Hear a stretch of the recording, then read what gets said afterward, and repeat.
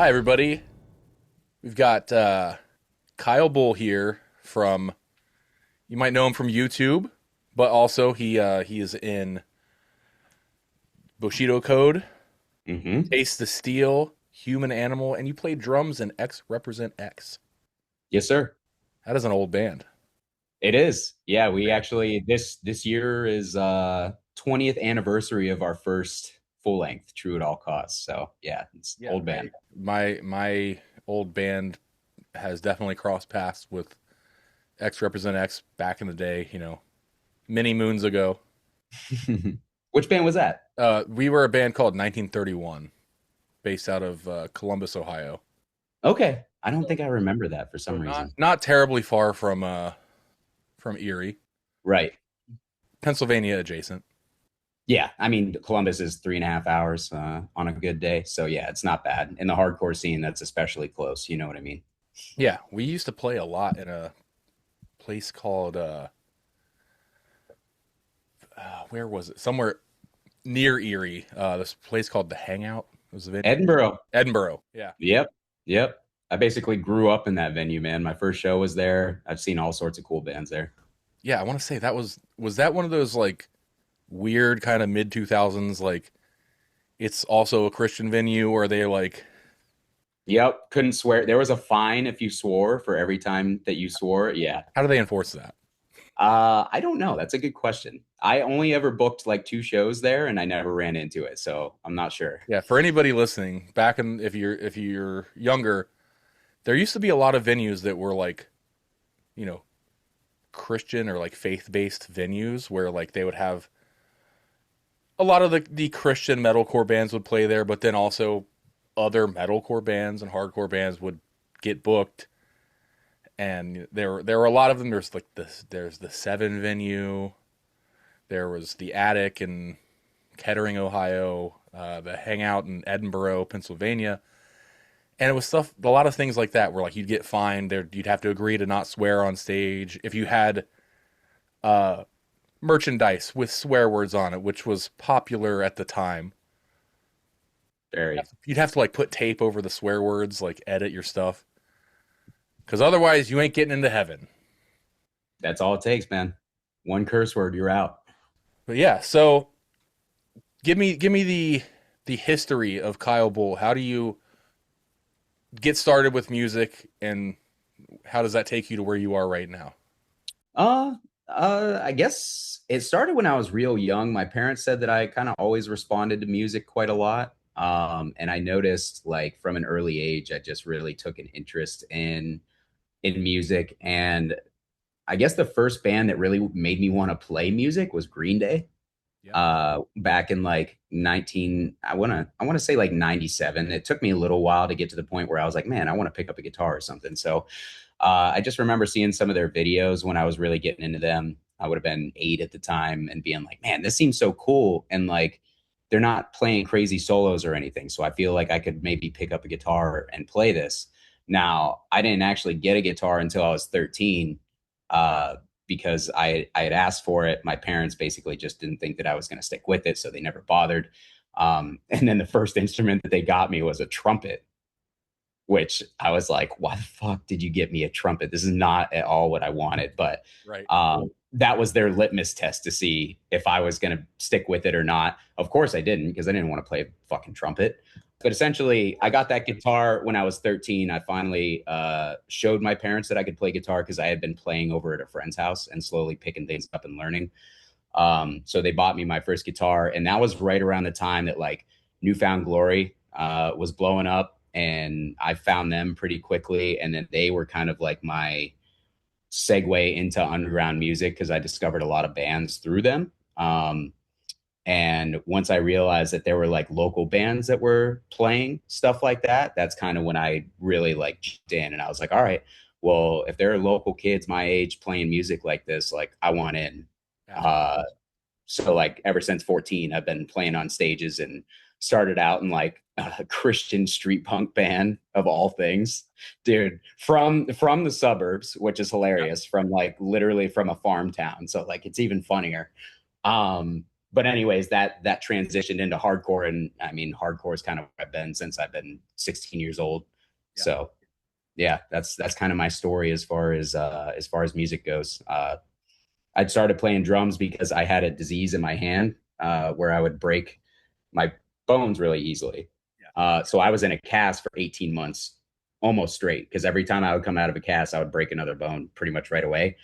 So my parents never let me get a drum kit, even though that was kind of one of the things that I always wanted, until I couldn't play guitar for so long that they felt bad for me, and they let me pick up a set of drums from a friend who was selling them for $50, and I tucked a drumstick in my cast and learned how to play stiff armed like that, which I'm still working on training out of myself to this day at 38. But yeah, so basically anything that I could do to be in a local hardcore band, whether it be bass, guitar, drums, vocals, I was just down to do it, and that's kind of been the story ever since. Awesome. Yeah. I feel like we're close in age. How old are you? 38. Okay, I am also 38. Oh, no shit. Okay. Because I was gonna when you said like your first band was a street punk band, I was like, mine was too around the same age, and it was like at the time everyone was like, yeah, oh, like street. There were these there's bands like they were called like the Jones Street Boys and like all this stuff. Bands from like our like little area that I'm like all of these kids are 14. Like what do you know about anything? Our band was called the Blue Collar Heroes. None of us had jobs. That's awesome. Our drummer ended up working at Subway. He was had employment. But yeah, it was like very much like we started in punk bands, and I was more like I kind of grew up on heavy metal, and I found like death metal and all that stuff pretty early on. Mm. And then like was introduced into more like punk stuff just from friends, and the same thing, like I just want to play with somebody. This is what you guys want to play? Sure. And I was originally a drummer. Had I was in band for like 4 years, and that was what I have like formal training on. Picked up guitar at one point because I desperately wanted to play guitar. I thought it was cool. Very similar situation where like I asked for a guitar. I asked for a very specific guitar. It was an Ibanez K7, which were new at the time. I had no idea what they cost because I didn't get like Musician's Friend or anything like that. I just had like heavy metal magazines where they would show an ad and it wouldn't say like this guitar costs $1,400, Right. Yeah. which my mom, who worked like two jobs at the time, could not afford. Hmm. So I ended up getting like this really lowest of the low end like acoustic guitar for Christmas, and I like kind of just kid getting clothes for Christmas kind of deal. Where I'm Yeah. like, okay, and I didn't touch it for like months, and then one day I was bored and just like grabbed it and like was playing with it laying on my lap, and eventually like, oh, if I press down that makes different notes, and I figured it out pretty quickly, and like from there like I traded like a bike frame to a friend for like a Harmony electric guitar and just kept I've stuck with it ever since, and then had a lot of junk guitars early on that I had to work on, so I've been like working on them as long as I've been playing them. Yeah. But yeah, so very very similar beginnings, and just you just once the itch is there, like there's no amount of scratching that will like satisfy you. You're just like, nope, I got to keep doing, got to keep going, got to keep playing. Yep, absolutely. I feel the exact same way. That's it. I didn't know that you were a drummer at all. Like, do you stick with it now, or is it kind of something that you've abandoned over the years? I for the most part didn't play for a really long time, um, mainly because strangely enough, when I was younger, I could never find bands that needed drummers, like which is Right. baffling. Yeah. Every drummer I know is always in like four bands, and like our drummer is in like three different bands. Everybody needed a guitar player, or like my first band, like I played bass, and just because it was like they needed a bass player, and I happened to have one, so I was like, I can do this, sure. Right. The second I was able to move a guitar, I did. And when we did that, like I got the band was playing like crate combo amps before I moved a guitar, and when I moved, I was like, we're getting real amps, and I got a PV double XL with like a Randall cab with like the Jaguar speakers in it. Mm-hmm. And then our other guitar player, for the same price I paid for that, he got a block letter and matching cab. Um, but to be fair, this is mid 2000s and it had the original tubes in it and it sounded really bad. Yeah. For Okay. my first experience with a 5150 was like, these amps suck. Um, but it was because it had never had any work done to it, still dead stock, and it was just the most brittle sounding thing I to this day have heard. But So funny. Yeah. years later, I'm like, because he stopped playing guitar altogether, and I'm like, do you still have that? He's like, oh, I sold it, and I'm like, damn it. Fuck. Right. Yeah. Yeah. Like I could have made that thing sound good, just a little bit of work and it would have screamed. Oh yeah. I Hmm. that's the one. That's the amp. Like of anything, I agree. it's just that, and I personally I prefer the 5152, but Dude, thank you. Yes, I've been saying that for so long. Like everybody goes after the block letter automatically because it's got that internet lore and the cred. And I've always been a 5152 or a 6505 plus guy. I prefer the mids, prefer the tightness. one of my picks here for Nice. upcoming tour, but then to make sure it's got the two. Oh, dude. Yeah. Love that. That's awesome. I gave one to John from PV when we were at NAM, and I was like, "Don't sue me." Yeah. I was just gonna say, I bet you he was pumped, but then immediately he was probably like, I can't show this to corporate. Yeah, Yeah, I'll they're funny. get in big trouble. Right. But yeah, so how do you find yourself getting into like the content creation side of things, and recording bands and just accumulating the arsenal that you have? Yeah, the ridiculous amount of gear. Um, man, where to start with that? So I think, I mean, really a couple things happened and they happened around the same time. Represent went on tour in 2009 in Europe. We did a 52-day tour in Europe. Yep. I didn't even own a guitar when we went. How many days off, if you recall? So not many in the middle, not many, maybe three. Yeah. But then at the end, there was just some bullshit that happened, and we ended up having like an entire week where we had nothing to do, Oh, which that's sucked. rough. Yeah. We just wanted to go home so bad at that point. The German band that we were like staying with, they were actually like a bigger band in their area and in Germany at the time called In Blood We Trust. They were supposed to book a week of tour dates for us, and they never did. Oops. Yeah, and so we ended up spending 7 days off. We ended up jumping on a couple shows with CDC, but anyways, like that tour, I didn't have a guitar, and in 2010 when we went out, we did a 30 some day like US tour, and right before I left, I bought a couple things. I bought a Jackson Dinky, I bought a Madison Divinity head, if you remember those, Yeah. and what did I have for a cab? I'm pretty sure I had something terrible for a cab, like a Behringer Ultra Stack, everybody's first 412 back then, because they were like $80 on the used market. They weren't the worst. They worked. They worked. Yeah, it definitely worked. Never had any issues with it. The head was different. So the reason that how I ended up really kind of starting to obsess over gear is I hated the Dinky, Yep. and the Madison gave me all sorts of problems on tour, Yep. all sorts. So one day we walked into a Guitar Center and I found an Epiphone SG 400 with EMGs in it for like $220. It was a white one, like one of their limited editions. And I bought that and ended up using it for the rest of the tour because it just ended up being a much more reliable guitar. Right. I mean, that's basically what the cost of the pickups.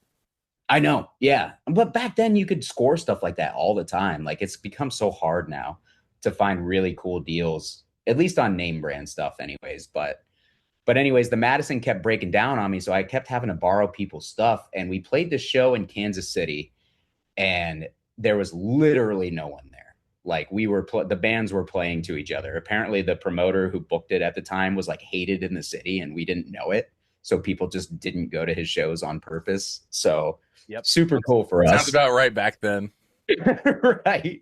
So I found all of this out recently, by the way. So I was like, oh man, I really felt bad about like our band at that time because I'm like, literally nobody showed up for us. Like that kind of sucked. But anyways, one of the bands that opened let me use their 6505, and I plugged into that thing, and I was like, the gates opened up. I was like, this is amazing. Like it feels different it feels easier to play. I feel like I sound better through it, which is kind of a thing with the 5150 because the compression and the gain is just easier to, and also you can dial those things in almost any way and they sound great. So, but at the time I didn't know that. I'm just like, I plugged in, I'm like, this thing is incredible. I got to go home and get one. So the first thing that I did when I got home from tour is I bought a 6505, and I ended up getting a Mesa cab as well. So, I mean, I started off There you with go. the rig, Yeah. and then I ended up selling that Epiphone, and I bought an LTD EC1000, of course, because that was the go-to Hard guitar. And I bought one with EMGs, but like I kept looking at the Amber Sunburst one. with For the some silver reason, one. that I was like, man, that guitar is so cool looking. Nobody uses these in like heavy music, so like it kind of just caught my eye, and that had to see more Duncan JB in it. And when I got that guitar, the difference for me personally, I found out very quickly I'm just not really an active pickup person. In certain situations, certain guitars, I do really like them. But for the most part, I'm a passive guy. I plugged that guitar into that amp, and it was just like, this is it. Like this is everything I need. This is amazing. And for a few years I didn't really think about gear again because like I kind of had what I needed. Absolutely. And then I kind of started to get curious because I walked into a guitar center and I played a show in Dearborn, Michigan, and this dude in the band before us played a PD Ultra Plus, Yeah. and it sounded awesome, but like in a little different way than the 6505. And I'm like, man, I didn't know other amps sounded like this. So like immediately my curiosity was piqued, and I'm like, well, I'm going to go home and I'm going to look at one of those. I ended up buying one on eBay for like $450 shipped, which even then was too much. Like those amps were dirt cheap back then. And I got it, and I'm like, this amp is awesome. So I'm like, what else is out there? So I just start like looking at Craigslist and stuff and trying to find any PV tube amps that I can. Came across an Ultra 120 that I paid $180 for. Yeah. Amazing amp. Great deal. Yeah. Yeah. Now, especially, I think I just sold one to Rick from 100 Demons for like $600, and he was like happy to pay that for it. So, um, He rules, by the way. yeah, dude, shout out to Rick. Rick's like the nicest dude ever. And Awesome guy, monster player. monster player, With the also, absolute ripper. he might have a bigger collection of stuff than you do. Really? Yeah, he's at least guitars. He's got a lot of guitars. Yeah. I I've definitely he sent me pictures of like pieces, like individual pieces, but he's definitely never sent me like group shots or anything like that. So I kind of always figured he had a lot of stuff at least coming and going. He's bought a lot of EMGs off me over the years that I've ripped out of other guitars. That's how I actually kind of got to know him in the first place, like long before the YouTube thing. But yeah, super great guy, monster player. 100 Demons, one of the best bands that ever exist in hardcore. Um, so it's always cool to run into guys like that. But uh, yeah, I mean, I just ended up buying a bunch of PV amps, really loving them, finding different things that I liked about all of them. Um, and I was like, man, this is kind of fun to just try stuff and like see what the differences are. And I've always kind of been that person who's just really curious about stuff. Yeah. And I also, unfortunately, have a bit of a hoarder's complex, which is something that I've tried to work on over the years. Obviously, I haven't done a great job on it, but I'm just when I'm really interested in something, I just like checking out a lot of it. Yeah. So in 2010, when we were on tour again, we stayed with this guy who played in a band called Blood Stand Still. Yeah. Don't know. Yeah, you may remember that band. And he had a nice house, and he let us stay with him. And like he was just chilling the next day, kind of shooting the shit with us. He had a bunch of like rectifiers laying around the house. And they came up in conversation that he's like, dude, I just work at Walmart so that I can go on tour whenever I want. He's like, and when I come home, I flip gear and make money off of it. Right. And I was like, that's kind of interesting. Like, I never even thought about that. Like, how would you even, go about that?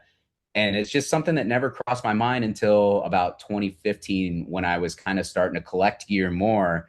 And I found myself wanting to sell things to fund other things. Yep. And I've always been a deal hunter. So like I would always get good prices on stuff or else I just wouldn't buy it. And that's when I was like, wait, I can sell this stuff for more than I paid for it and then just wrap that money into whatever the next thing is. And then that way I'm not like losing my ass on just trying everything because that's just how I am. You know what I mean? Absolutely. So that kind of just snowballed over the years into a crazy, at the time when I started the channel, I had a crazy amp collection. Um, I want to say probably like around 40 some amps, maybe more. And some of them were like really nice amps, like Friedmans and Dietzels. And then some of them were old PVs that there just weren't good demos of, or like old Right. like VHT Pitbull. There was never really a great like high gain demo of a VHT Pitbull on YouTube. So I was posting in the Facebook groups a lot because this was COVID time. I was bored. My bands weren't really doing anything. And I'm like, man, I really want to just like do something where I feel like I'm contributing anything. Yeah. So people were constantly messaging me, asking me for sound clips of certain amps. And I'm like, why don't I just do like simple little playthroughs and put them up on YouTube? So I started doing that just kind of for fun. And, whatever amps were requested the most were kind of what I started with, and they got views right off the bat. Like when you start on YouTube, you can post a video and get like 3 views on it, and that'll be all that it ever gets. That happens to a lot of people. Yeah. And my videos were generally crossing the 1,000 view mark, which I kind of knew right off the bat. I'm like, wait, this is kind of not normal. So I was like, maybe there's something to this. And I just kind of took it and ran with it from there. At first, I wasn't putting myself on screen at all because I didn't want to be on screen. Yeah. I was awkward in front of the camera. You know what I mean? Like, I'm like, what would I say? I'm kind of a dorky dude. So I'm like, I don't want people ripping me apart over that shit. But, over time, I was kind of like, all right, well, people are asking me to describe what I'm hearing and all this other stuff. So I'm like, I'll just start trying to figure my way out through it. And like from the start, people have just been like really generous towards me and really supportive, which I still don't quite understand, but like, obviously it worked out for the best. So yeah, just kind of took it and ran with it. And I kind of realized pretty quickly, like companies were starting to pay attention to me and I was just kind of doing things, having fun. Yeah. And I'm like, maybe I could turn this into something more than just throwing up videos for fun. And that's kind of what led me to doing it as a career, I guess.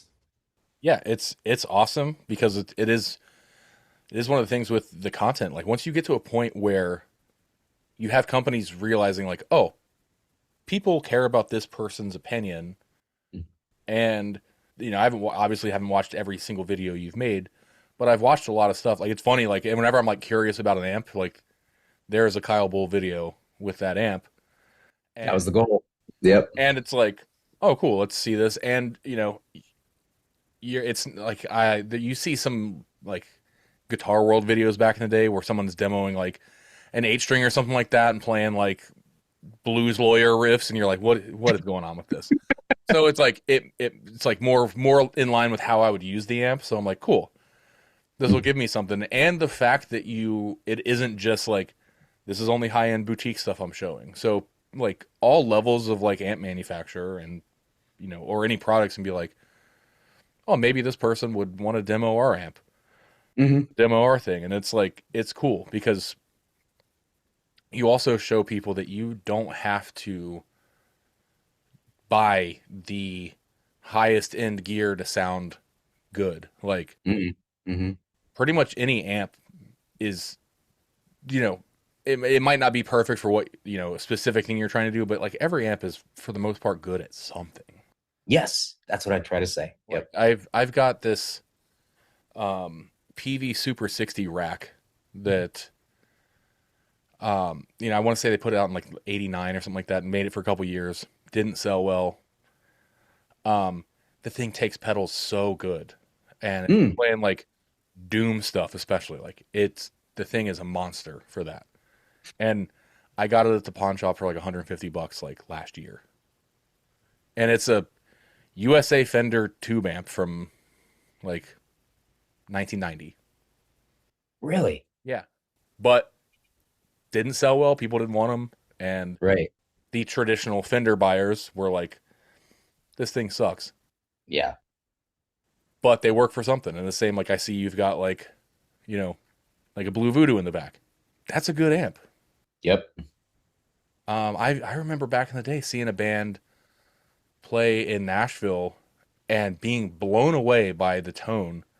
And it was a small venue, and they had like the amps were kind of turned like almost like Euro style, where they're facing like inward, so I couldn't really see what was going on. They're getting off stage, and I'm curious as to like what these guys are playing. Both of them had like crate like GX 120s or whatever, and I'm just like, okay, Huh? they're good Right. amps. It's Yeah. no, they're just being used wrong most of the time. Yes. That's what it is too. So Yep. yeah, I'm more in line now to just think like every amp can do something for like the right person, and there's a lot of cool stuff people haven't tried. So I'm just like very much into trying stuff, and I also like I did the gear flipping thing for a while, and I miss it. Like for me, I used to work at Sam Ash Music, and Mm. our manager, like we weren't supposed to do this, but our manager didn't care. He's like, yeah, if somebody comes in with something you want, you can buy it. I don't care. Oh, that's sick. And so it's like somebody come in and be like, hey, the store's going to offer you like $150 for this thing. I'll give you 175 right now, and we don't have to do all the paperwork and whatever. Um, so I bought a lot of stuff because I'm like, oh, I can immediately flip this for like $100 more than what I paid for it, and just have somebody immediately on Craigslist be like, yes. Mm-hmm. Back Mm-hmm. when Craigslist was worth your time. It was too. Yeah. And I was just constantly like wheeling and dealing, and I would get like great gear. I got like an Ibanez like RG 7620, like one of the higher end Japanese 7 string. I got that for $150 at work. Oh my God. Because at the time, like mid 2000s, 7 strings were still seen as like kind of like a relic of like the new metal era, that people were like, Yep. oh, I don't want this. And I bought a 7 string in like 2004 off of a buddy of mine, and immediately was like, this is sick. This is incredible. They can do so much more than that stuff. And at the time, it was like the golden age of just finding that stuff for like Nothing. nothing. And so much of Mm-hmm. it had been bought during like the pinnacle of like new metal, and people didn't stick with guitar. These things sat in closets, so you had a ton of stuff that was like mint or near mint, that people were like, yeah, $200, sure, take it. It's collecting dust. That's so interesting. I guess I never thought about that, but it's cool to have your perspective because I'm not a 7 string guy, but like I guess I never would have thought about that, but it makes a lot of sense. Yeah, I used to post on the 7string.org forums like constantly. Hmm. Misha really popularized this stuff. Like Yeah, big there, time. bands like Through the Eyes of the Dead, who like I was good friends with, still am. But back in the day, like they were one of the first like metalcore, deathcore bands that like were like, oh, let's do 7 string. And even my band, Acacia Strain, like we stuff back in the day was tuned into like G sharp, and like guitar players had 7 strings, but also like we're mostly doing 6 string stuff because they're easier to play. They're smaller neck. That's why I play 6 strings. Yeah, but like I'm hearing like what else you can do with these guitars, so I'm like, Sure. I want to try this. Yeah. And back in the day, I was just like, oh wow, this is basically like having a low tune guitar, but I can also play like my dad rock stuff on a 6 string and still have the same guitar.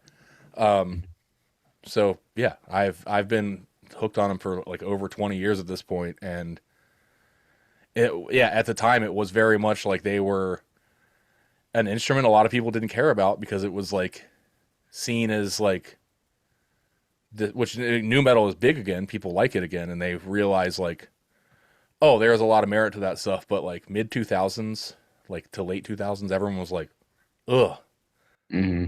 playing like a new metal guitar, and you're like, shut up. You don't know anything, idiot. Yeah, and it's just crazy how all of the gear and stuff comes full circle. So Yeah. you start making videos, and somewhere along the lines, you find Balaguer guitars. Yes. Pretty early on, actually. I've known about them. I mean, Fluff, kind of he did content. I don't want to say push them, but he did content for, those guitars really early on in Yeah. their in the history of the company. And it caught my eye right away because the RD thing, I've followed Fluff's channel real close back in the day just because I liked what he was doing. And he got that Gibson RD, and I'm like, man, that Gibson RD is sick, but I won't be able to afford one of those anytime soon. I just knew it.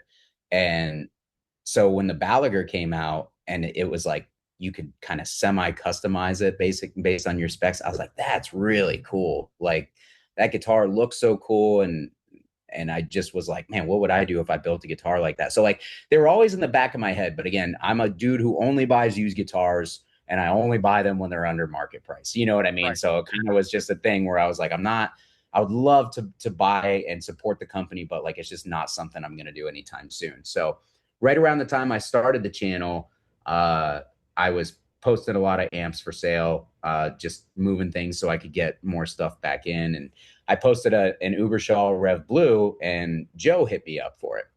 And he actually ended up buying it off of me.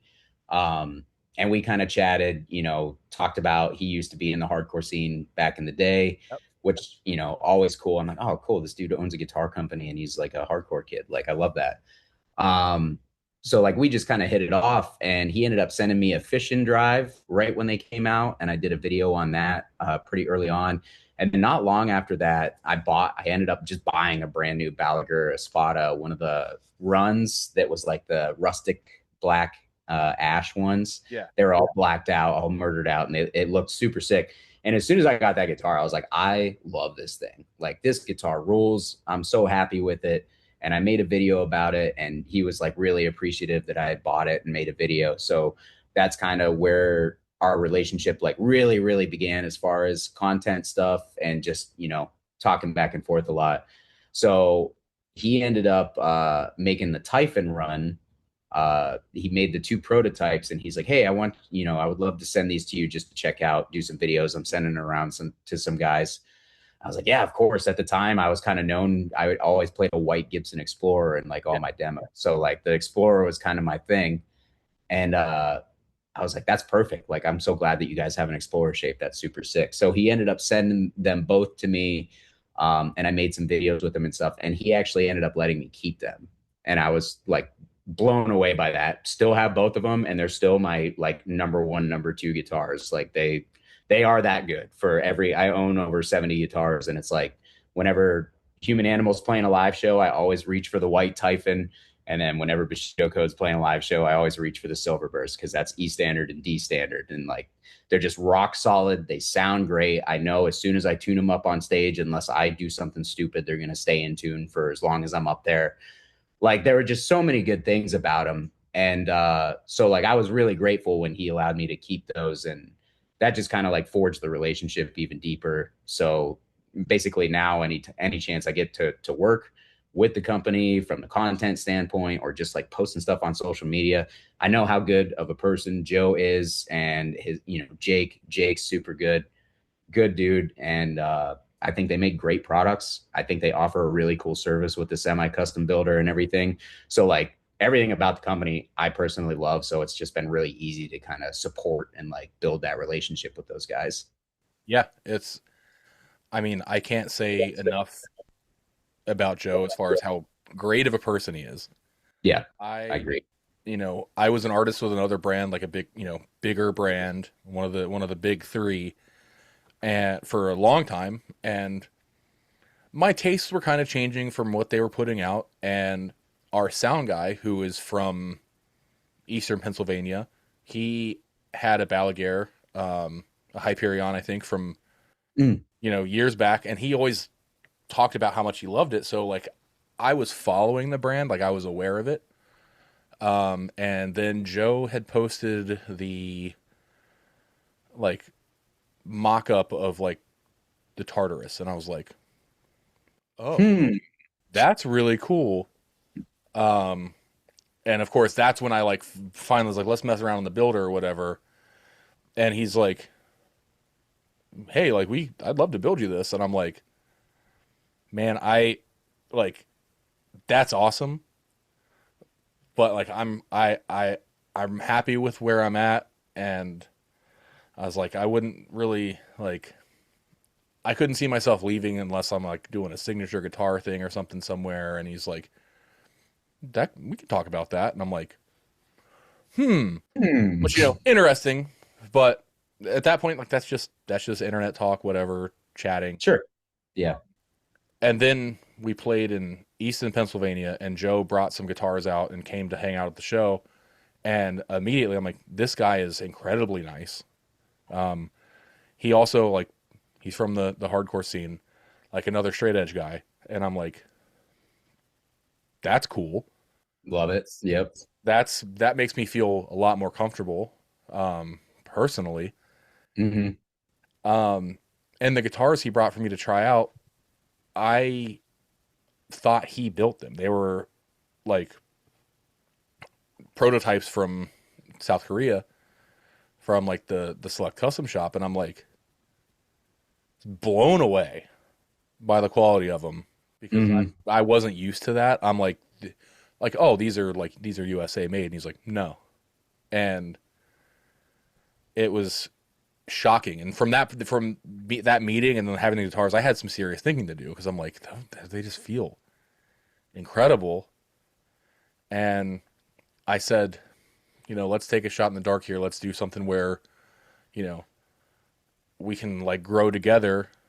And it was the absolute right choice. And, I was an artist. Now I've been working with the company for a few years, and I love it because I believe in the products and the rest of the team that we have. Like, I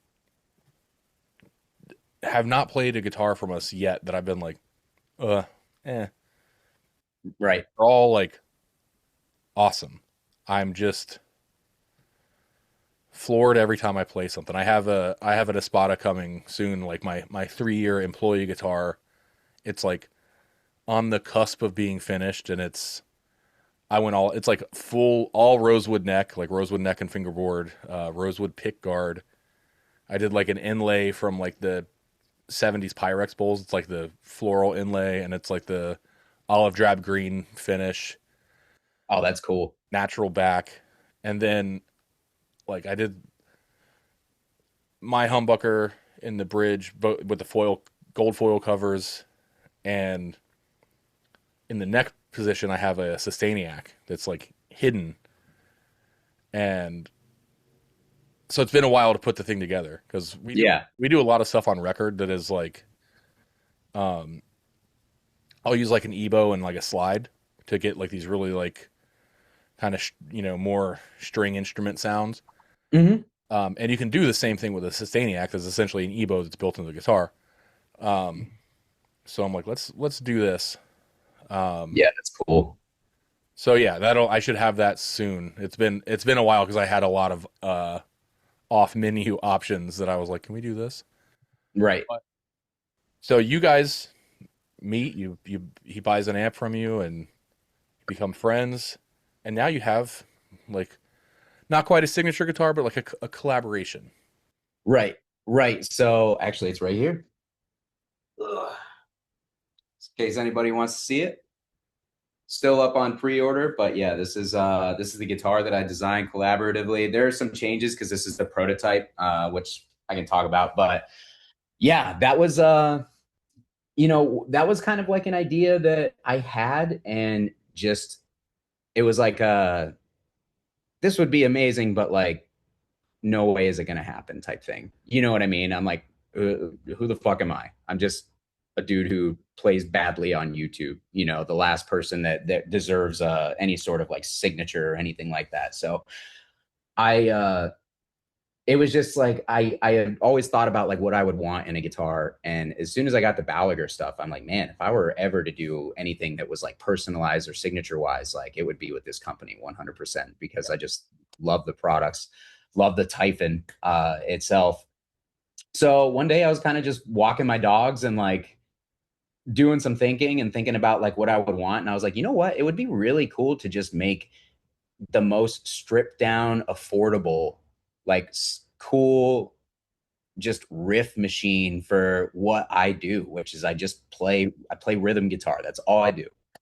and something simple, something that is cost effective. Like there's no fancy bells and whistles on it that drive the price up, but it still has everything that's like important to me as a player. So I'm like, maybe I'll hit Joe up and see if he would go for this. And I messaged him and I was like, hey, I got an idea. Feel free to tell me no. And as soon as I pitched it to him, he's like, I'm in. Let's do it. And I was like, dude, like that's awesome. Like that's so cool that he was like so down.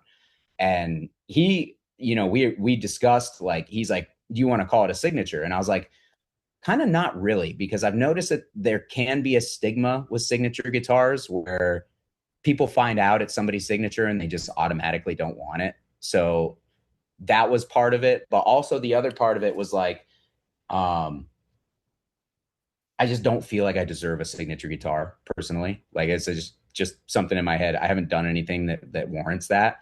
So I was like, let's call it a collaboration. I think I would feel a lot more comfortable with calling it a collaborative effort.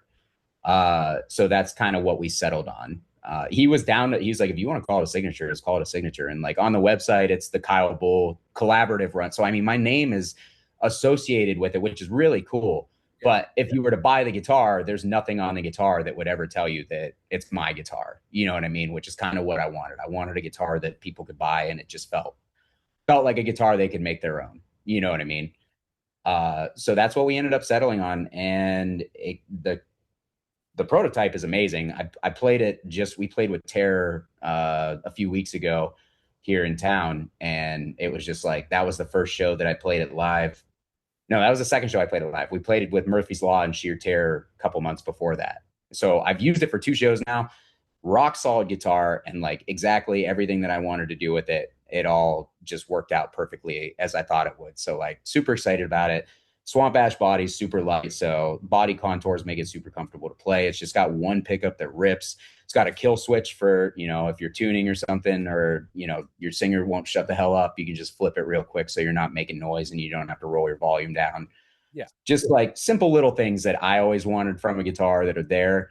But it's also got a locking bridge so that like if you're changing strings on tour real quick, I can't count how many times I've had a guitar on tour where the bridge falls off when you're changing strings because you just trying to do it quick. So you cut them all and then you just restring it. And it's like when that bridge falls off, then your posts start to move and then your intonation gets off and your action gets off. And I'm like, locking bridge is a must for me because of stuff like that. And then same with locking tuners. They make string changes so easy and they just feel a little bit more solid. So I'm like, these are the premium features that matter to me that I want to make sure go on the guitar. Absolutely. But like everything else, putting a Balaguer pickup in it was like a no-brainer because Joe's pickups are awesome. Everyone I've tried is awesome. I mean, it's not like back in the day where like you had a stock pickup from a company and it was like the cheapest thing they could put in a guitar that is like still an electronic. Mm-hmm. No, they're legitimately good. Like Very good.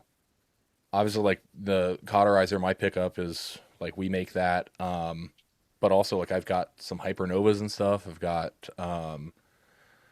like the Trano Bucker is great. The Earl, like they're all different, but they all do what they're supposed to do really well. Exactly. Yep. And I think part of that comes down to Joe being first and foremost above everything else. He's a player, and of course, and he's a ripper too. Yeah. Joe is a better guitar player than I am. Like that. Like if anything, every guitar we put out is his signature model. It's got his name on the headstock, and right. Every time I see him play like lead, I'm like, God damn. Yeah, he rips. And that's awesome. And it's like there's a lot of brands out there where like the founder or whoever like doesn't play guitar, and that's fine, Like Leo Fender never played guitar. Right. Still changed the world. But I'm like, there's something about it when I'm like, I know the guy that is building these guitars like shreds. I'm like, he knows what he should be putting into this guitar and like what works and what doesn't. So yeah, every guitar that we've, that at least he's designed, like as far as, because you people can put together some wacky stuff in the Select Custom Builder, but oh dude, yeah, something he's like, stuff. What do you think about? Whenever he asks, like, what do you think about this? I'm like, it's insane. Let me ask you a quick question. How many hours have you lost to that builder? I Good. I couldn't tell you, especially on tour.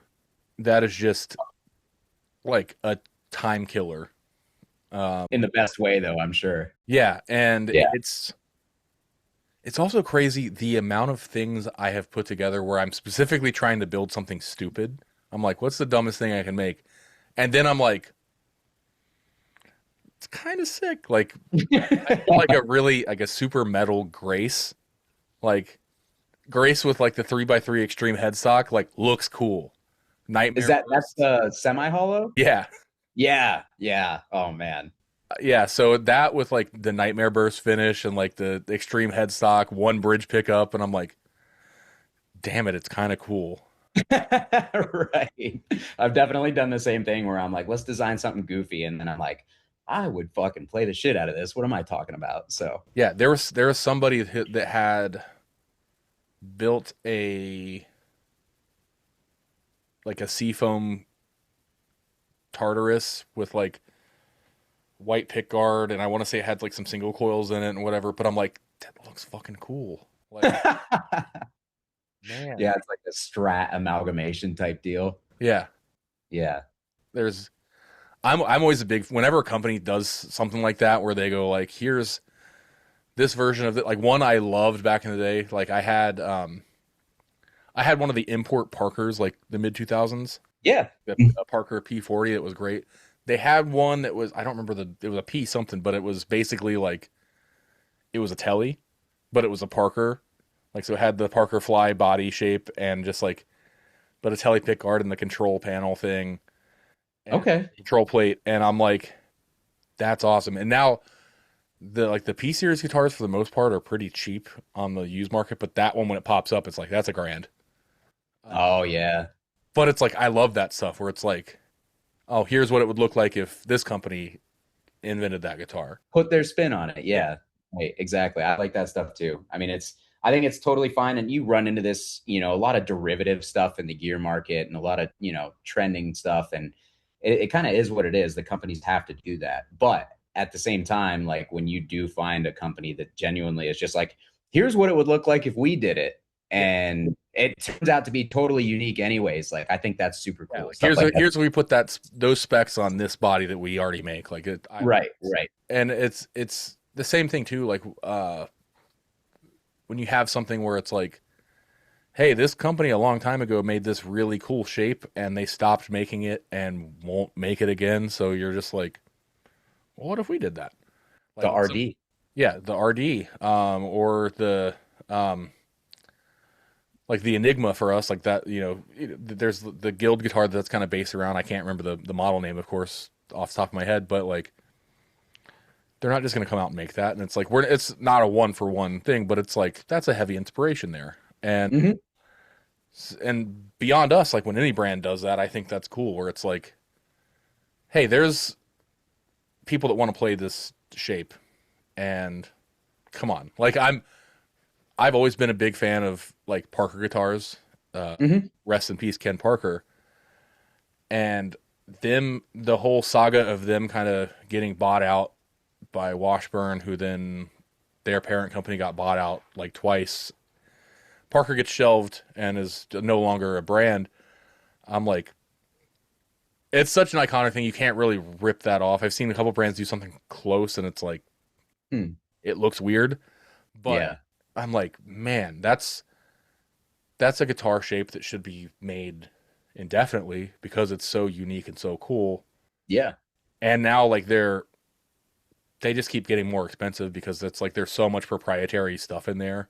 Like Yeah, they were really interesting the way that they were made for yeah, sure. Yeah. the carbon fiber neck and the stainless steel frets there's no fret tang, they're just glued onto the fretboard.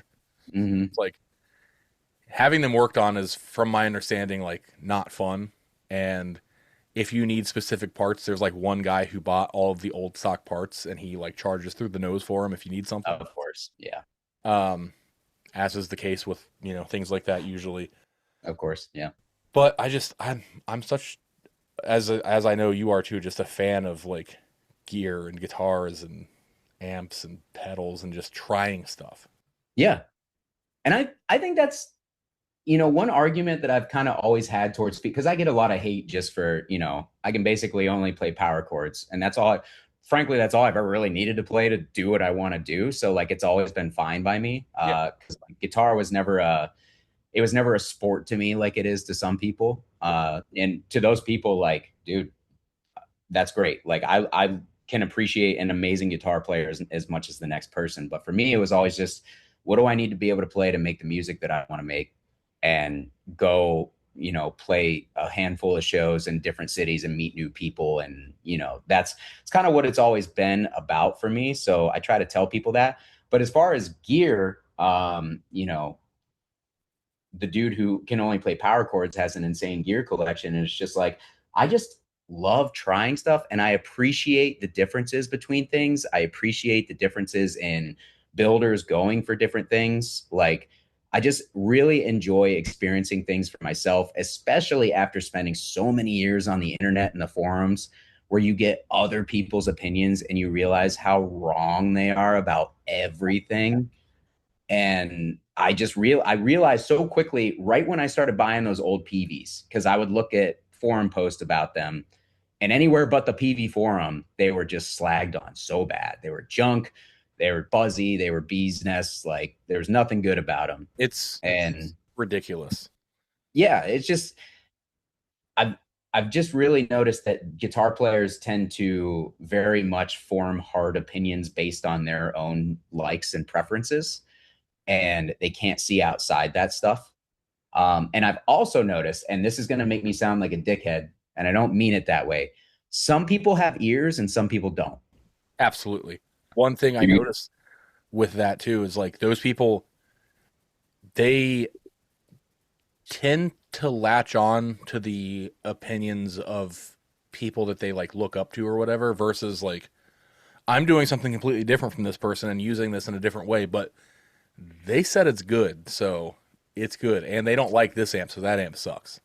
Yep. Yeah, very, very much so. I've said for a long time, there's a very big issue with parroting in the guitar gear world where somebody hears something, whether from a friend or from someone that they talk to online, and they just take that as gospel. Yeah. And then they go around saying it as if they've had that experience for themselves. But you don't know that. You don't know that they haven't had that experience. So it's easy to just get bad information really quickly when it comes to that stuff. So like, anytime people hit me up, and I kind of feel bad because people will ask me for settings on certain amps all the time. And I'll tell them like, man, it's so dependent that if I give you settings, more than likely you're going to be disappointed because number one, you don't play like I do. Number two, I don't know what cab you have. I don't know what pickups and guitar you're using. I don't know what room you're in because that makes a massive difference. Like, there's just so many variables that it's like, sure, I can give you my settings, but that's probably not going to get you where you want to go. Yeah. You know what I I always mean? have to add that like the caveat where somebody, they'll ask for like, oh, what strings are you using? And it's like, I'm using D'Addario strings. Here's the sizes I'm using, but it's with this scale length in this tuning, and this is how I pick.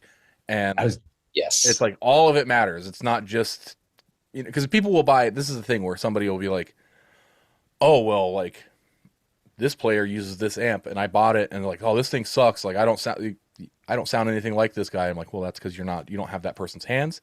Yeah. The exact same rig as them. You can play through the same rig and guitar, but your hands are different. It's going to sound different. Dude, experienced it firsthand so many times. And And it's, yeah.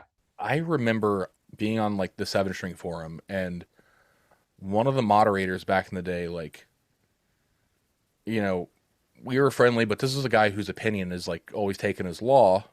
And he wanted to send me some like stuff, some recording stuff he's working on, and he sends it to me. And like, that was the first realization where I was like, oh my God, this guy never practices guitar. This is terrible. And like, I'm not going to tell somebody that they suck. It's not Of me. course.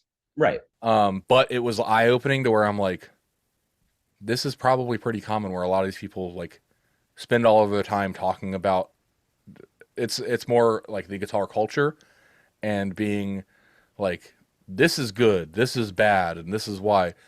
And then at the end of the day, you don't ever practice your instrument. I'm like, you don't have to be like a shredder to be a good player. Like, you can play just power chords and whatever, but if you do it well, you're a good player. If you can write songs, you're good. Uh, and I started to realize that a lot of the people with opinions can't do any of it. Yeah. And it's very strange because I'm like, with any hobby, like, as much as like, for both of us, like, this is our career at this point, like, Mm, it is, we enjoy it. It still like has the hobby aspect to it.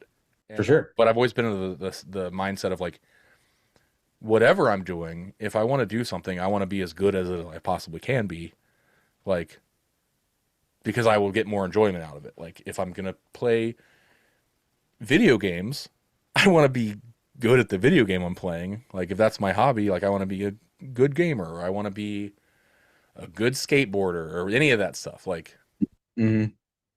so it's weird to me when people buy, they just keep buying new gear, and Hoping it'll make them a better player. yeah, and I'm like, Yeah. and I'm always just like, brother, if it hasn't worked yet, it's not going to now. Like, I there's so much gear I love. Like, we use the Neural DSP Quad Cortex Live.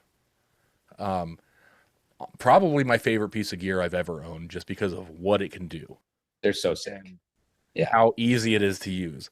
Hmm.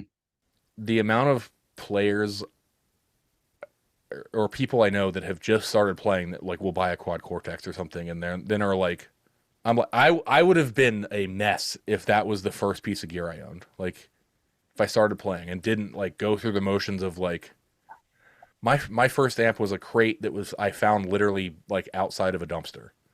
Hmm. Crate combo amp, and it didn't work, and my mom's boyfriend, who was an electrician, had to like help me fix it.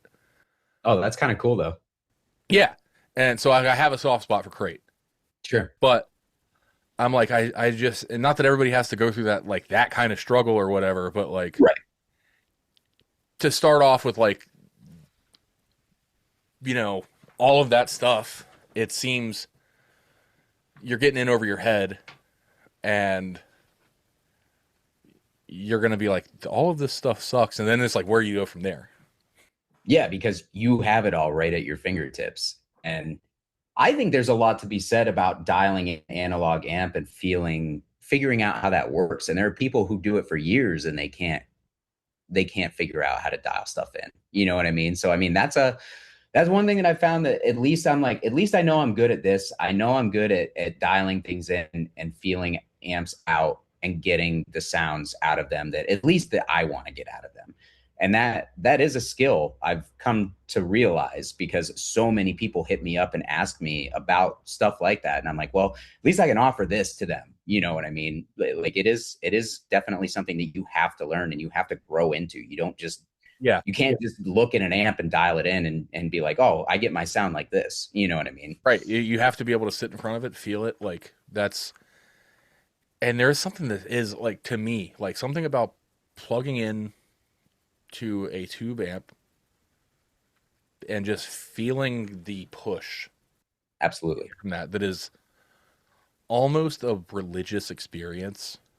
Like, being like, guitar is the thing that I love, and being able to like do that and actually feel it, Hmm.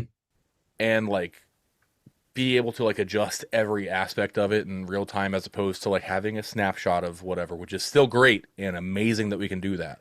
Hmm. Um, and that's what I want to do live. Like, I don't want like dealing with real amps in a live setting, like on tour and stuff. I'm like, there's too much upkeep. Yeah, there's a lot. Yep.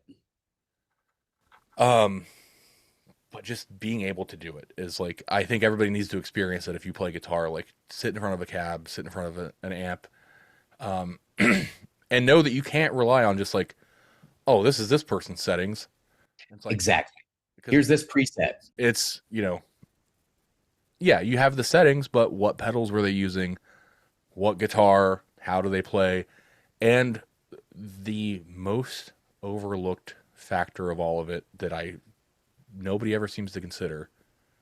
Well, people consider it, but most people, it's like an afterthought. What cab and speakers are you using? Yes. Because Yeah. they sound drastically different. Hmm. Um, like, I mean, even if the digital stuff, like I have, um, my main thing, I have an IR of like my main cab that I use, and like it's an IR of my actual cab. It sounds great. If I switch to a different cab, if that's the only thing I change, everything else sounds the same. It can sound like a completely different amp. Completely. It can sound bad. Hmm. So I'm like, you know, some people will be like, "Oh, it's speakers are speakers." I'm like, "No, they are not." And I think that that's something that has come to light more over the last few years, luckily. I think YouTube honestly has a lot to do with that. Unfortunately, there's also been some bad information that has come with that, like anything, you know what I mean? Yeah, Uh, but what's most important is you're right, is the cab and the speakers, not just the speakers, the cab and the speakers yeah, makes a really, really big difference. Especially if we're talking about you're on stage and you're playing. We're not talking about miking up, turning your amp up to 1.5 and then recording yourself at home. Like, yeah, you might, of course, every speaker has its own tonal qualities. Four V30s are never going to sound the same. It's just the nature of manufacturing. They're made out of wood, paper, blah, blah, blah. right. But the enclosure makes such a difference that I've got three different cabs that I've pulled Mesa V30s out of and put into different cabs. And you sit them next to my Mesa cabs and they sound nothing alike, but they're the Mesa 8 ohm V30s, yet they sound completely different. And that's all the enclosure. It's That's the about grill cloth material. how the Like, sound bounces around in the cab. Like yeah, that's yeah. so for me. The cabs we use are the orange PPC 412 HP8, like the high powered cabs. They have the K100. yes, which is Yes. that's my favorite speaker of all time. They don't make it Killer. anymore. Um, Yeah. but in that cab specifically for what we do, which is not what it was originally designed for, it sounds huge. The Yeah. the cab itself being as dense as it is, but also a little bit more compact. Like the low end is really focused coming in and really tight. Um, it doesn't bounce around a lot and get kind of flubby at all. Like it's just monster cab for what we do. Tune our Hmm. guitars up to like standard and play some thrash through it, and you'd probably be like, "This cab kind of sucks." But playing in drop F and drop G sharp and just doing the jun jun all that stuff, like insane cabinet. Yeah, I've heard a lot of really good things about that particular, like those speakers in that cab. I know those cabs have kind of become more sought after, the HP8s, especially now because they don't make the K100 anymore. Yeah, And I've got 4 or 5 cabs loaded with K100s. I've been a believer. That was actually the first speaker other than the V30 that I ever bonded with. I'm like, yeah. this speaker rules, Because you know? if I recall correctly, the K100 was used in that orange cab and in the Marshall Mode 4 cabs, Yep. and both of because the high powered orange cab was made to go with like the Thunderverb. The 200. Yeah, and Yeah. I don't think either like that setup as well as the Mode 4 neither sold really well. Hmm. Um, so that kind of like Celestion discontinued it, and now they have like the new Raven 100s, which I'm waiting on a couple samples of those. I tried it out at NAM, which of course NAM volume, who knows, Right. and not my guitar, not my tuning. It sounded cool, and I'm willing to try it, so we're gonna see. But yeah, the K100s, man, like if you're out there and you play low tuning stuff, like try one of those because you might be shocked. Thankfully, you can still there's a ton of new old stock available online, and at some point, I'm gonna have to just start buying those speakers up while I can because it's Get like your hands on as many. Yeah. because I've talked with Celestion about like what's it gonna take to get these back, and it's like if you can guarantee that we can sell 1,000 of these a year, we can make them again. And I'm like, okay, well, and I'm like, that's only 250 412s. Yeah. Still a lot of Yeah. 412s, Right. but I'm like, I want to keep hyping that thing up enough until some point everyone's like, we need this speaker, and I was like, Well, I'll let you in on two little secrets with that speaker. oh, I love One, secrets. One is they came in the ugliest, the Fender metalhead cabs. Do you remember those? Yeah, the MH. Yeah, they were front loaded, super well built cabs. I think enough people are onto them now that it's harder to get good deals on them. But I found one for my buddy for $250. Ooh. Great sounding cab, like Yeah. really tight, really aggressive. That's the front loaded with the K100, especially if you're tuning low. It's just like everything is just immediate on that low end. Another one, and this secret's been out for a long time, but I haven't really seen people like hyping them up like they used to. The old PV 412 MS, the really ugly butcher cabs, they had the G12K85 speaker in them, which according to the myth and the lore, and I have a full stack of those, and I've got two other, full stacks of K100 loaded cabinets. For what it's worth, they're built similarly. The PVs are overbuilt. They're very stiff cabs. But that K85 cab is essentially the K100. What happened is they found they underrated it because it was the G12K85. So when they brought it back for production as the G12K100, they just realized, hey, we can slap a 100 on this because it actually has a higher power rating. Don't know how true that is, but they are very, very similar sounding speakers. And those cabs, I've bought them for as cheap as $60 before. I didn't know that. I had a full stack of those cabs that I got. Really? Yeah, I got it. Same thing. It was like Craigslist. I think I paid $200 for both cabs. Yeah. Together. And insanely cheap. And back in the day, like those with 5150 and Drop A, I'm like, these things are monstrous. Yeah. Sound great. Like I never wanted anything else.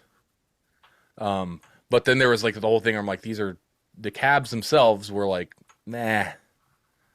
Were they like did you have the ugly brownish looking ones with like the gold PV logo, or what did yours look like? They had mine were black. Okay. And they had like the metal kind of grill thing over them. Okay, so those are different cabs. Oh, same name. Okay. Yeah, same name. And I'll shoot you a picture of the ones I'm talking about. Do you remember what the PV Butcher or the VTM looks like offhand? Yeah, these cabs look just like those heads. Okay. They're ugly as shit. Yeah. I want a VTM 120 so bad. They're so sick. Great head to take like to do the chainsaw thing with. Mm-hmm. Terribly unreliable on tour. Tour was really use them. They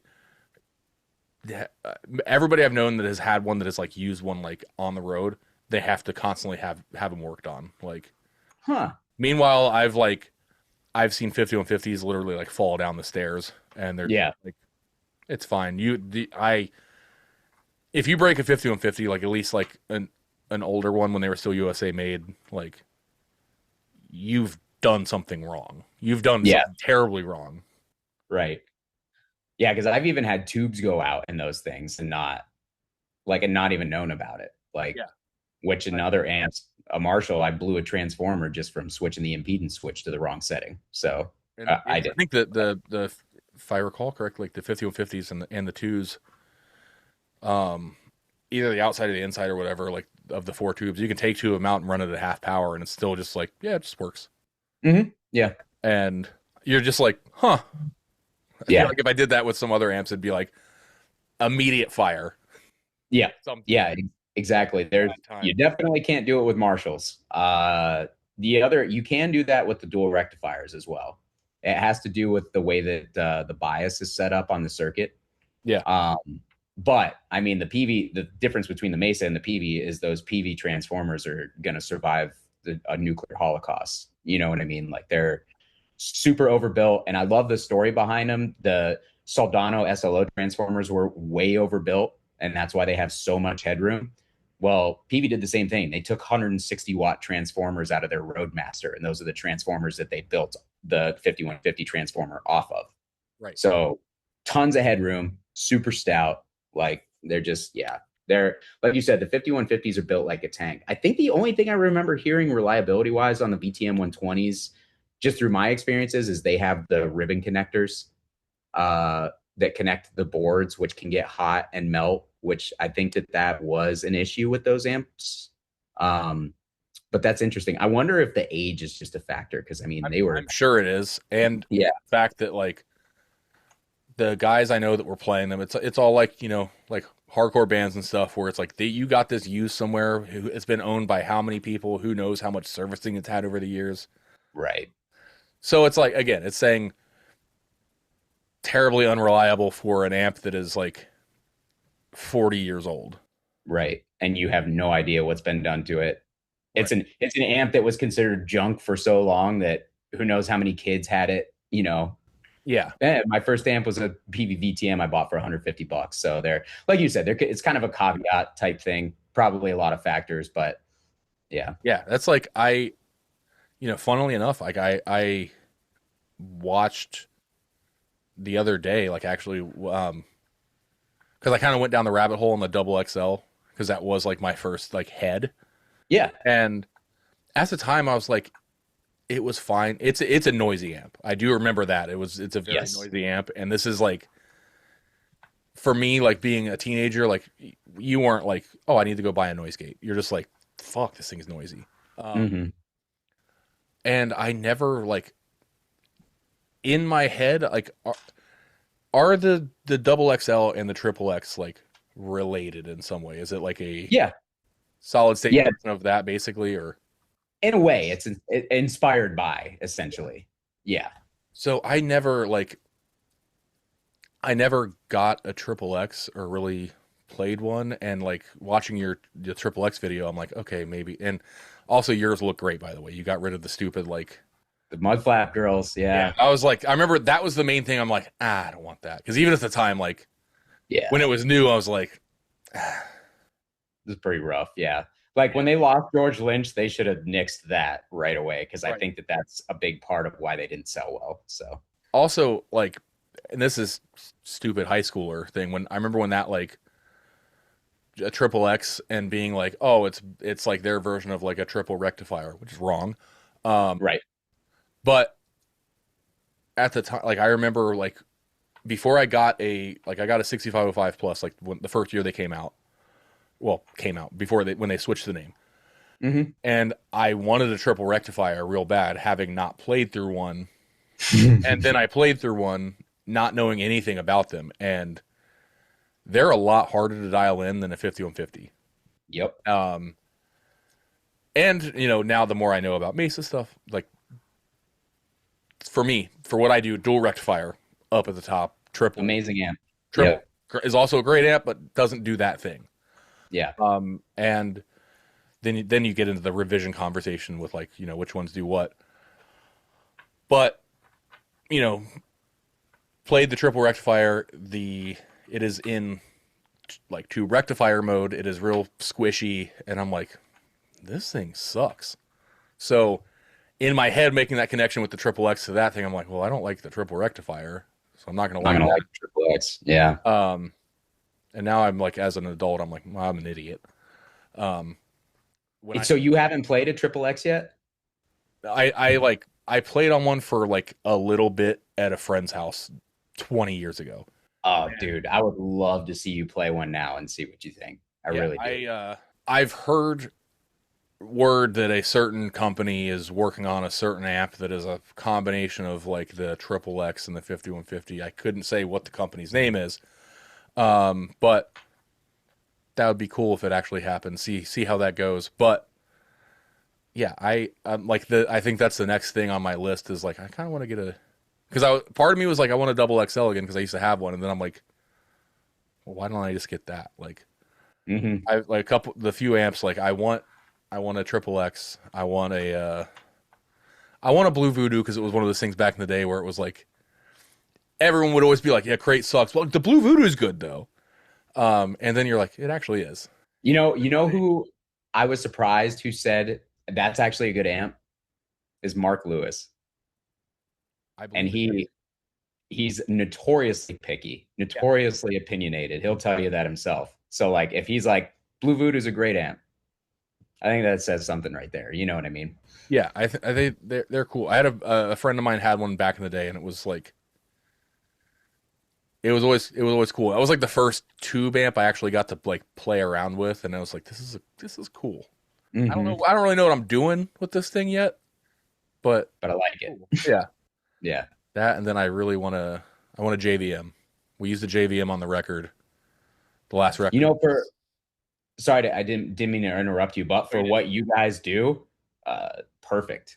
Like that makes a lot of sense. I personally have never bonded with the JVM, but I mostly play in E standard. Right. And the thing that I don't like about the JVM is it is very compressed and it's a lot more direct sounding than say the JCM 2000, which is like my favorite Marshall. I love those amps. Right. And Uh, funny enough, I had a JCM 2000 like uh maybe 2 years ago that I got at a there's a pawn shop that had that and a Marshall cab for they were asking $1,000 for it. And I'm like, that's like the cost of the amp, so the cab's free. And I just wanted the cab. And then I was like, did the pawn shop thing. I'm like, will you take 900? And he's like, sure. So nice. Yeah. bought that. Hated the amp. You hated it, yeah. Yeah, it just like it took me a bit to get it to where I thought like it sounded decent, and I'm just like, this isn't for me. Sure. Yeah, Um, yeah. and I ended up trading that for a single rectifier Okay. that a guy had on Marketplace. Because I had never played through a single, and I'm like, yeah, maybe it does the thing. Doesn't. Um, Doesn't no doesn't. headroom. Just hated that Transformers are too. wimpy. Yeah. Yeah, So just the gear cycle continues of just trying of different course. things and whatever. But the JVM on a record, it's like there's a 5152 JVM, there's a Rev G like rectifier, um, and an Ubershaw. Um, Damn. Okay. if I recall correctly, those are all the amps we used. But Okay. like Ubershaw also, like that's a we've used that one a lot. Yeah, which just like a Rev Blue, kind of the most common one, or do I you know? I probably Okay. Do you remember what you did to the front end of it? Because those are generally kind of just big and smooth and thick amps. I found the low end is like really chewy on them. So like for I you guys, I feel like you I would have to tighten it up. I couldn't tell you what we did. Like Randy, like we use so many different pedals and everything. Okay. I know that like the Ubershaw becomes like a layer. Um, Okay. That makes sense. like the main was the as far as I recall, the main is the 5152 and the rectifier. Okay. Um, Yeah, that makes sense. which yeah, I mean I think you have a PV and a dual rec like those together like are the marriage of like the two greatest heavy metal guitar sounds, and when they work together, it's like, oh man. Yep. There's a reason like every hardcore touring hardcore band you saw in the mid 2000s had a 5150 and a rectifier. There's a reason for it because they pair and metalcore and basically any heavier style of music like back then they always were using those two amps together in some way shape or form and there's something to that. They fill out the right frequencies together. The 5150 is so saturated that the Mesa really isn't. It's not nearly as saturated and gainy as everybody makes it out to be. Yeah. It's definitely a drier, stiffer amp unless you really push the gain. When you really push the gain, it turns into a mud fest. So like I think there's a great balance between the two that they just complement each other, not only in the way they sound and fill out frequencies, but the way they feel too. So they just make perfect sense together. It's one of those things where it's like both are good on their own, but they're better together. Like there was a period where like I wanted to ditch digital like live, and I was when I had like a Rev G dual rec and like a 6505 plus, and I'm like I'm just gonna build a rack and have like all this stuff, and then I'm like, hey idiot, that's gonna take up more space in the trailer that we don't have, and then you have to also deal with that every day. Yeah, yeah, Um, and so I very quickly backed off of that idea, but yeah. if we ever get to a point where because I don't want to say we're a cheap band, um we like making money as a band and being able to support our families, so it's like things like a guitar tech we don't have, we just do all that stuff ourselves because it's like you realize like, oh, we'd pay a guitar tech like $1,000 a week, which if that's coming out of like money the string guys make, that or just out of the band, that's everybody paying $200 a week. Yeah, it's a lot. And you're like, I don't want to do that. Hmm. But if we had a guitar tech, I would also be like, oh yeah, I'm doing the most ridiculous rack and you can deal with it. Right. But no, we already have a ridiculous rack as it is, just with like, all of our quads and then like the playback rig and all of that crazy fun stuff. Um, but yeah, I love gear. Yeah. To get back to what you said, there's also just I call it a visceral experience of plugging into an amp in a cab that I think digital is an amazing tool. I'm never going to knock it because I think that there are things that it does better than analog gear, and ease of use is definitely one of those for like certain situations. So I'm not knocking it. I sell quad cortex profiles. I make them, and people seem to like them. So like I have nothing against digital, but there's something about plugging a loud tube amp into a 412 cab or a full stack, and just like you said, feeling that air move. It's a completely different experience, and for me it's always just like lit me up immediately. Yeah. Some of my favorite Acacia strain parts have been written on the spot when I was like in the studio or wherever plugging into an amp. Like I remember there's this a song we have, Walled City. Mm-hmm. The last section of that song, which is just big like doomy fuzzy kind of thing. I had a abominable electronics demon lung plugged into a VHT Pitbull 120 at the studio, just sitting there, just like feeling it. And I'm like, that part, if I was playing like through a plug-in or something at home, like I wouldn't have the same feel, Mm-hmm. wouldn't inspire me the same way. Exactly. So it's like Yes. something about like the inspiration you can get from a loud amp, and Yep. that you can still write the same kind of stuff with plugins, and I love plugins and like the different um modeling units and all of that stuff. But yeah, just a loud amp with like just the analog gain structure and all of that stuff going on, where you feel it, and you can push it different way and feel it react like in real time, as opposed to like, the emulation of an amp is going to react differently to a pedal than like the real thing will. Mm-hmm. And the fact that, again, you're dealing with like, in most scenarios, a snapshot of that amp. So you're like, you throw a pedal in front of it, like, oh, this sounds good. But then when you put a pedal in front of it, you're like, it doesn't, like, I would need to make these adjustments on the amp that I can't make because I don't have the amp in front of me.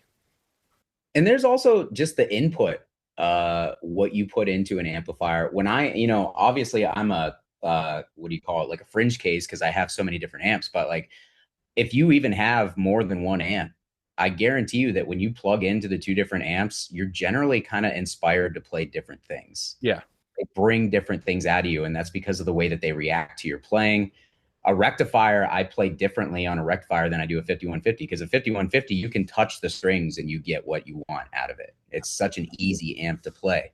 But a rectifier, in my opinion, it gives you the best that you're ever going to get from a rectifier when you're hammering the strings and you're really choking up on the palm mutes and tightening up your right hand and stuff like that. Like, they just inspire two different play styles from me when I'm trying to get the things that I want out of them. And generally I end up playing different things when I plug into those amplifiers. And those are two different scenarios of amps that a lot of people would generally say, oh, they're super similar in the world of amplification. So, I mean, it's So, part of it. so that'll bring me to a question here. What Sure. desert island, you're stranded, you're allowed to bring 3 amps with you. Oh, three. Okay. Maybe three. Okay. All right. So I just did a little video clip for Sonic Drive Studios. He was asking the same question, but what's your number one amp? And the amp that I settled on for my number one amp was the EVH 5153 6L6 Stealth 100 watt. Okay. And the reason for that is the I personally like the blue channel on the EVH amps the best. Boost the blue channel, and that's where I get what I want out of the amplifier. And that blue channel on that one just like has it nailed the way that I like it. It's got that cold, clanky, really chunk like percussive palm mute thing. And it's got the mids to cut, whereas you switch over to the red channel and things get a little bit more compressed and it doesn't quite cut in that same way. So that's like just one of my favorite tones, period. But it's also got the red channel. The red channel just lends itself to, in my opinion, just being able to plug straight in and rip if you want. It also works really well with lower tunings because of the compression and stuff. And then the green channel is it's not really clean, which I don't play cleans. I've never needed cleans. Right. So for me personally, like it's just another cool way to stack a fuzz on it and a little bit of breakup from that green channel, and it just turns into something completely cool. So that was like my number one pick. My number two pick is going to be a Spawn Quick Rod or adjacent amplifier. Those are amps that I've been kind of just trying to tell everybody about for the longest time, because for me, as a guy who likes Marshall sounds and tones, there's always been things that I don't like about Marshalls. They're kind of thuddy on the low end, even when you tighten them up, like with certain boosts and stuff. They never really quite punched the way that I want them to punch, unless you really work at it. But the Splon, you stick that on a greenback loaded cab, stick a tube screamer or some sort of boost in front of it, and you punch those strings kind of like we were talking about with the rectifier, and it's just like the most percussive palm mute you'll ever experience in your life. So The quick rods are really cool and super fun super amps. underrated. Yeah, I totally agree. A lot of the metal guys go straight for the nitro. I've never liked the nitro. It just doesn't. It's got some weird frequencies going on. It's overly gained out, whereas you can get all the gain you could ever want from the quick rod. But it's also a dry, articulate gain, so it's very unforgiving. It definitely made me like monitor my playing a lot more closely when I got it, and that's also the amp that taught me to pick hard, because I noticed when I picked harder, I was like, the amp just sounds better when I play harder. So that's shaped my play style moving forward. And also my band Bushido Code, like our sound was built around those amplifiers. We have a very percussive, syncopated rhythm section. And it's because of those amps and the way that we play. And every time we would play live, I mean, we're not like the greatest band ever, but we would have a lot of people coming up after us. And they're like, how do you guys sound that tight? And it's like, well, it's those amps and the rhythm section all punching together. So with such a quick like percussiveness, kind of creates something that you don't really hear a lot in like heavier music. You know what I mean? Yeah. So like it's a really cool amplifier. And if you want to get the dad rock, the bluesy Marshall tones and stuff like that out of it, you absolutely can. It's got the gear one, dial the gain back, and it sounds amazing for that stuff. So it really is like kind of a do it all type amplifier. If you're looking for a modern Marshall thing. And then third amp, rectifier. So that one's easy for me as well. Which one would I choose though? That one's a little bit tougher. I really like the new 90s. They don't want to call them reissues, but they're reissues. Yeah.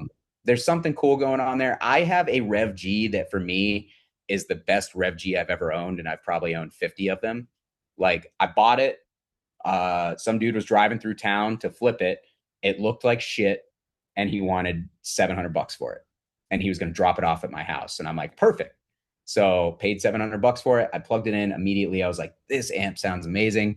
There's something about this. I don't usually like rectifiers, but I really like this one. Sold it to the dude who used to play in Built Upon Frustration, who lived in Pittsburgh. And when he was moving a couple years ago, he put it back up for sale. And I was like, I need to get that thing back. So I bought it back from him. And I still have it now, and I'll never sell it. He's been trying to buy it back from me because I think he realized it's also a really good rectifier. And he's like, if you ever sell that thing, I'm like, nope, not going to happen. It's mine now.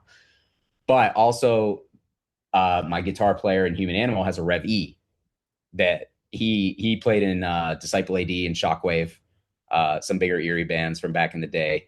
And he just bought this thing because he wanted a rectifier for $800 off Craigslist one day. Yeah. And little did he know, he bought the rarest revision of the amplifier, and also, in my personal opinion, the best sounding revision. It's just got a really like nice barky raw mid range. So I mean, if I had to choose out of those three, that would be really tough. But essentially, a 2-channel rectifier, a good one, that would be my third choice. Those would cover all the scenarios that I personally need and the styles that I play.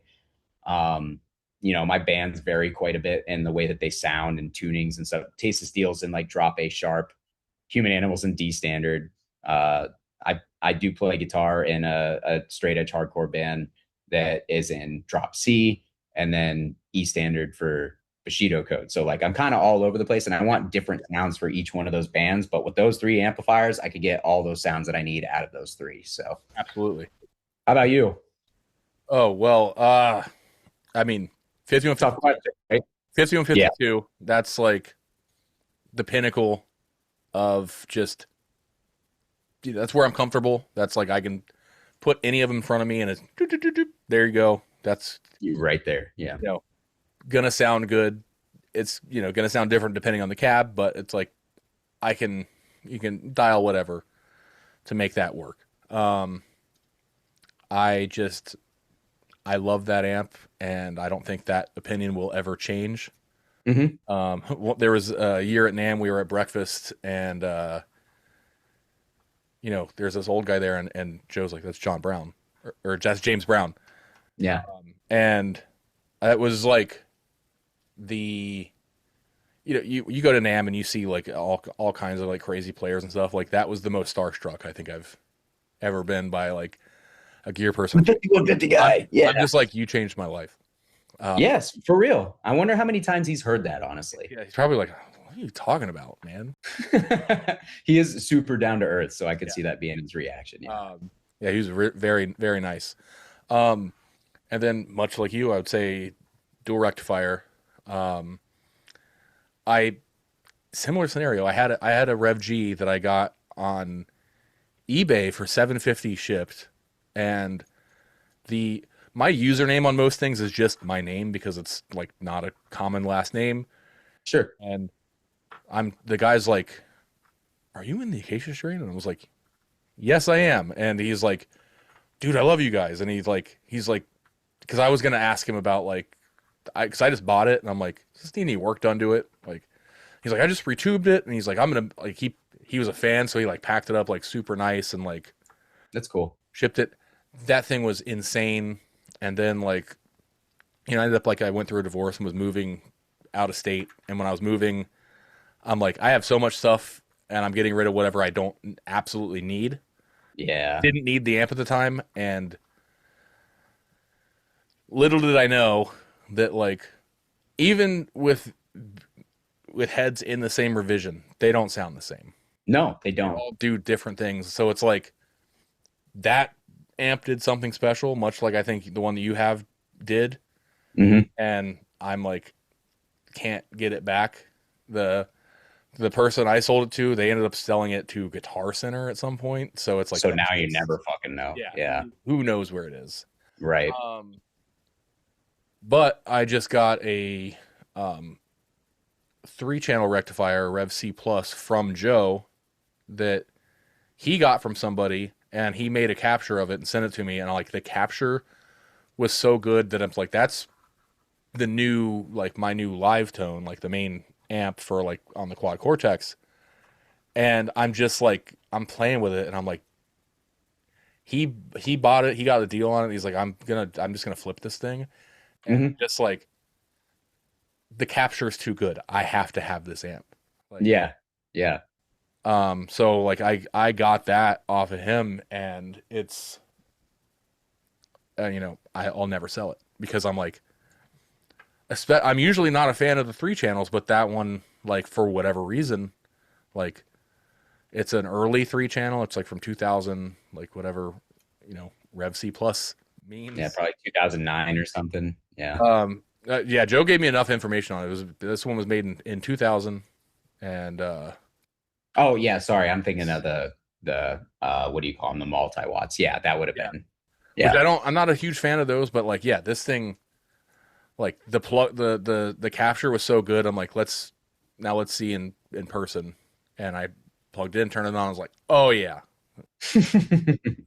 just immediately like can't get rid of that. And then let's see for a third amp, because I'm usually just like those two.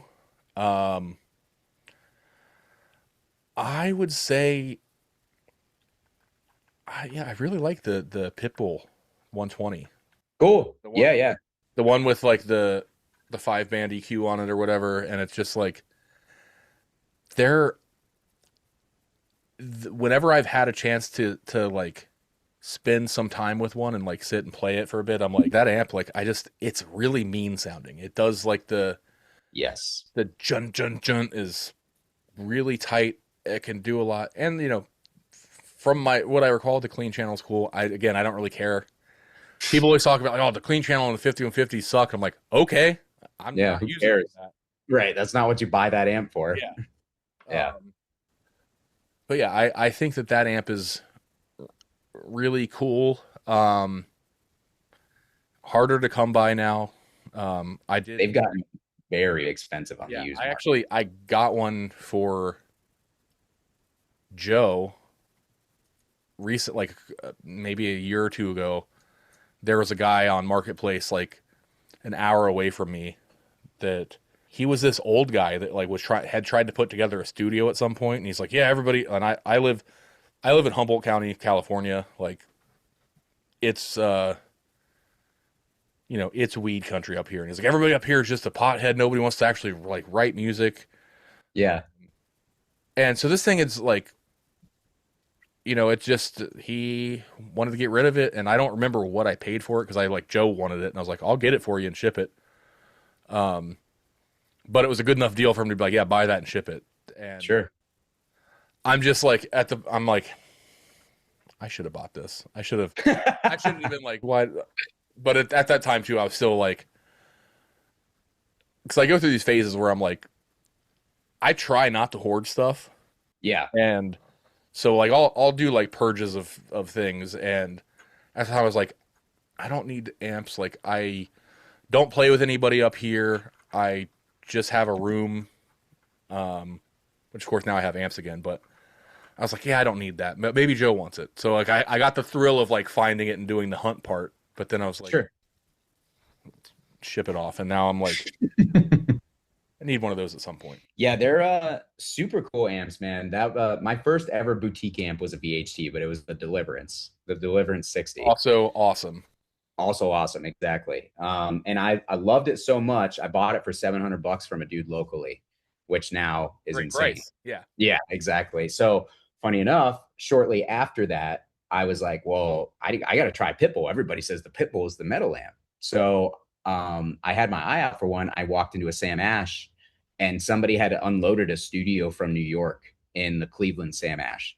So they had a wall of a bunch of different amplifiers, and right in the middle was a Pitbull, and they had it for a great price. Even at the time, I think it was like $900, and it was a Pitbull 100 with the 5 band EQ, like you said.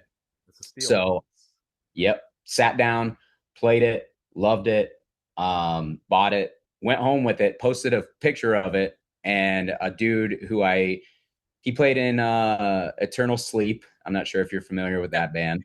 Okay, his name's Travis Bennington. He actually is He's like an filled atomic in rule. for. What's up? I think he's in Atomic Rule now.